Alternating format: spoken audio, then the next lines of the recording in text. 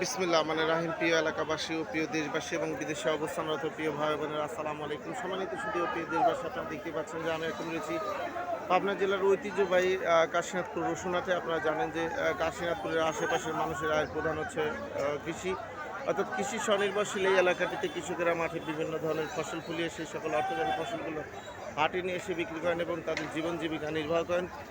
সম্মানিত সুদীয় প্রিয় দেশবাসী, শুধু তাই নয়, এই হাট থেকে পরিবহন খাতে রসুন বাংলাদেশের বিভিন্ন প্রান্তে গিয়ে ভোক্তাদের চাহিদা সম্পন্ন করছে।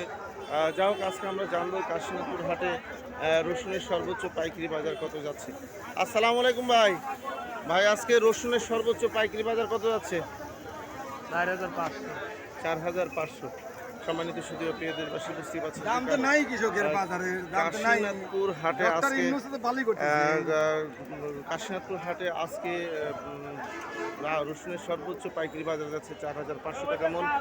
আমি আপনাদের মাঝে আবার আপডেট নিউজ দেখে যাবো ইনশাআল্লাহ। আসসালামু আলাইকুম।